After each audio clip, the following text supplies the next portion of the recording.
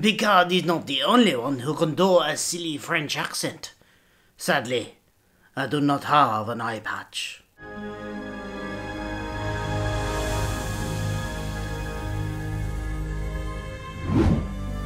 Hi, I'm Phil, welcome to my channel where I talk about all the geeky pop culture that I love, including Star Trek, which is why I do weekly reviews here on this channel of Star Trek Picard. If that's something that you think you might want to see more of and don't want to miss one, then hit that subscribe bell. No, there's a bell, the subscribe button. You can hit the bell as well if you want, then you'll get the notifications. That's all good. I know what I'm talking about. What episode are we talking about? I can't even remember the name of the episode. I've realised that I've completely forgotten the name of this episode. But it's the 5th episode of Picard. And it's the one where they go to the planet and dress funny. Okay, so I'm going to do some non-spoiler review first, very quickly. And then I'll tell you when I'm going to go into spoilers. I was a little bit concerned last week when we saw the Next Time trailer. The costumes and the silly personas that they were going to be putting on, I was slightly worried we were going to get a very, very silly episode. And not that silly episodes don't have their place in Star Trek, because they do. And sometimes the best episodes can be the silly ones. The best episode of Star Trek Discovery Season 1 was the episode with Harry Mudd and the Groundhog Day-esque plot that was very silly, but also and very funny. And it was the best one of Season 1. I know it's not a great season, so, you know, low bar, but still, it was the best one that season.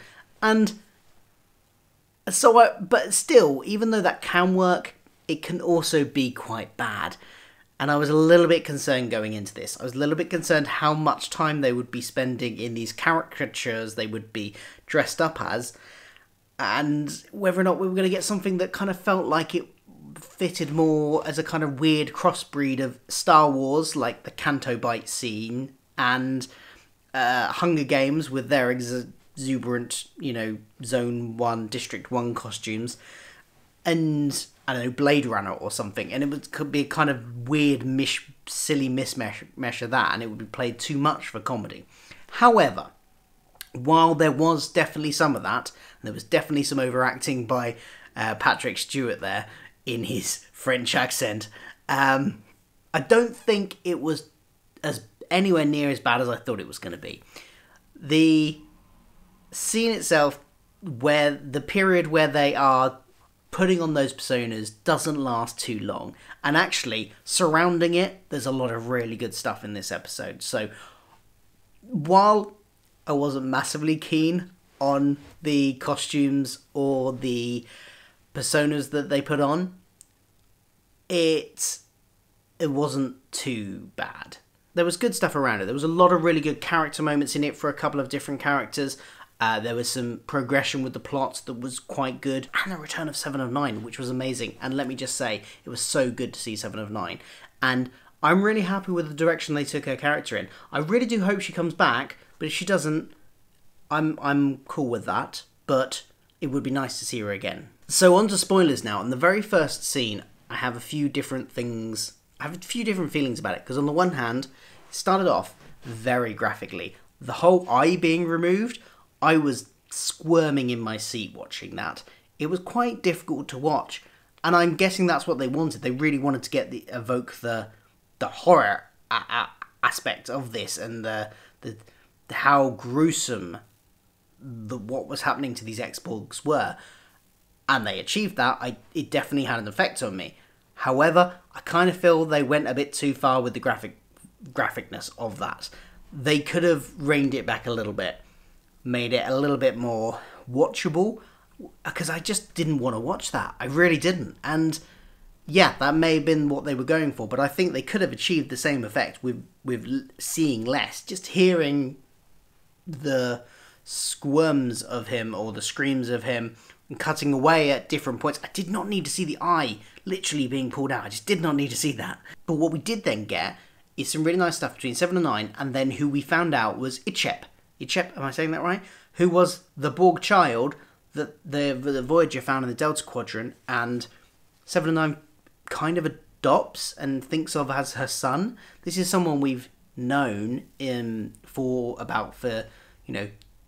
coming on 20 years or so, and he dies. And I think because I was a viewer of Voyager and I knew who he was, I already kind of they'd already established him and Seven's sort of parental relationship, her parental relationship to him, that I really felt that. And that was a really strong scene and a good scene to set up, her motivations going forward for the rest of the episode.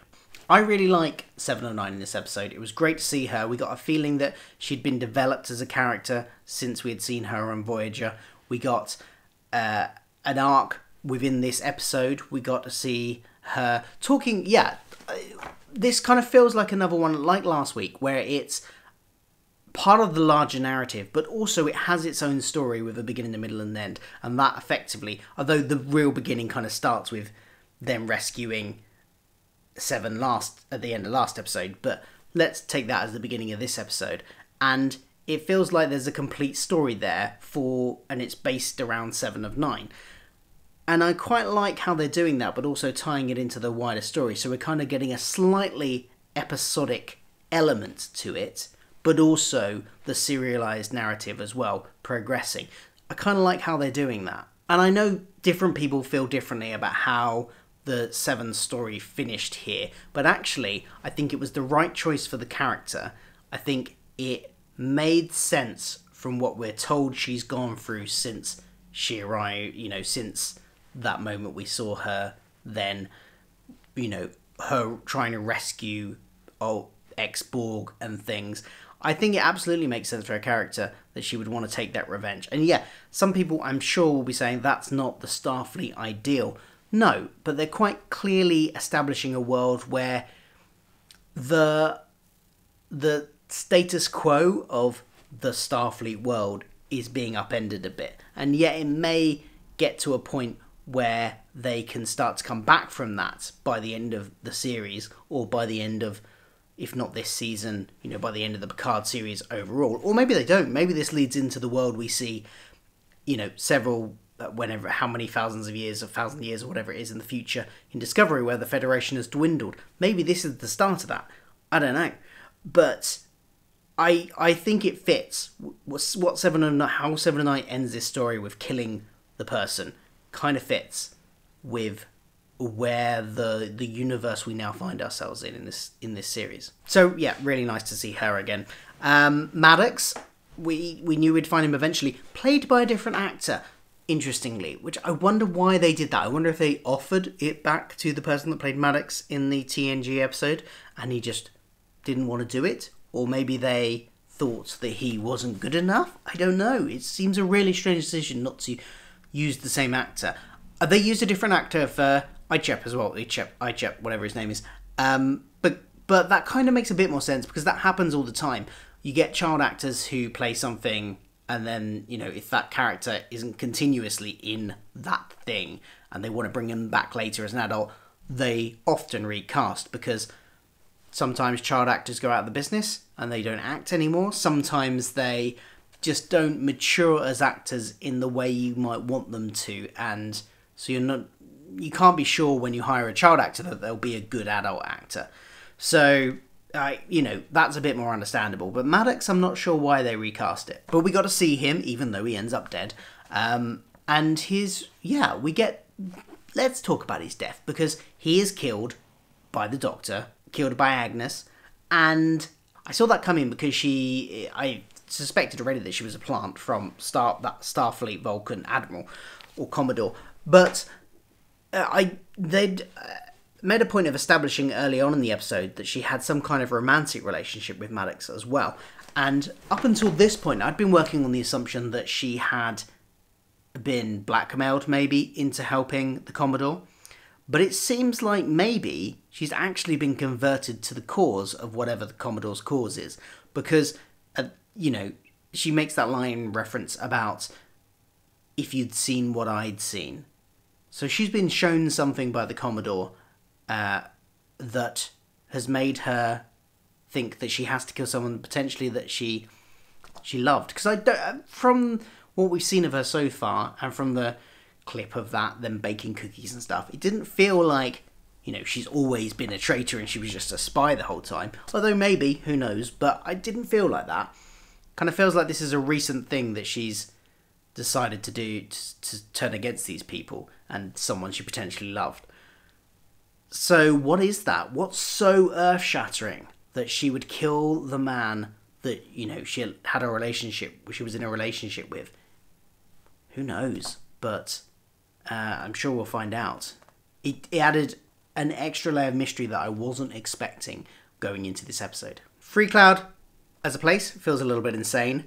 You got all of the... It kind of felt like... It did feel a bit like Blade Runner crossed with Star Wars, crossed with, you know...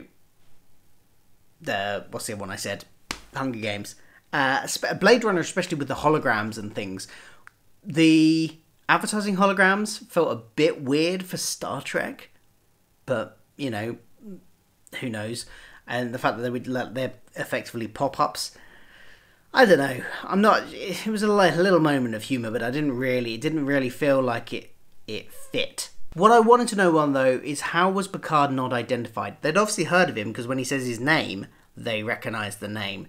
But you'd think that they might recognise the face, or even if somebody didn't recognise him, that, you know, they would be scanning people that came in, and, you know, the computers would recognise his face or something. So that struck me as a little bit off as well. And we get the silliness. Now look, it's... I'm not keen on the silliness, and I'm definitely not keen on the French accent and the over-the-top playing of it. Luckily it didn't last too long, so it didn't spoil the episode for me at all. But it was just a little moment where I was like, really, this feels really out of place for... Not just for Star Trek as a whole, but for this particular series. It just feels really random. I think it was just an excuse for Patrick Stewart to have a bit of fun, basically. I mean, why not, I suppose? Well, you know, he deserves it. Maybe he requested this and this is what he wanted to do. He definitely consulted, remember, on the whole thing, so maybe that's what happened. We got a Quark reference, which was nice. Nice to know that Quark is still kicking around somewhere, doing his shady deals. Wonder if he's still on Deep Space Nine. And I mentioned earlier we got some nice character moments, and we did. We got some lovely stuff from Raffi when she goes down to meet her son.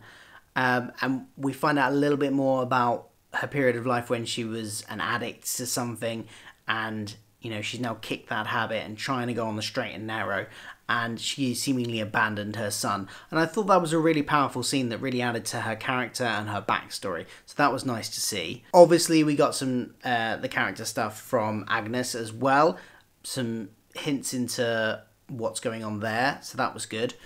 And yeah, and of course, 7 of 9 was probably the standout of this episode, which I've already talked about. But it was just so good seeing her again. It was, you know, filling in that backstory, seeing her kick ass, and also seeing the sort of emotional scars that the time has taken, the toll that time has taken on her in these last 20 odd years or so. It was wonderful to see, and I hope we get to see her again in this season. You know, she left that calling card thing with Picard. I think we might see her towards the end of it. Honestly, it felt a little bit weird that she didn't want to, you know, given her mandate of helping freed Borg. It felt a little bit weird that she didn't want to go to the Borg cube once she discovered that that's where they were heading. But okay, maybe she had her sights set on killing that woman, and maybe that was a bigger priority. So she might meet up with them later. I do hope we see her again on the Borg cube, doing some fighting on the Borg cube, freeing some more Borg, because I think there's more story to tell with 7. So overall, this was not one of... I wouldn't say it's my favourite of the season, but it's not my least favourite either. Kind of ranks somewhere in the middle. It was, you know, got some good moments in there, got some silly moments in there which I wasn't that keen on, but yeah, it's alright, I suppose.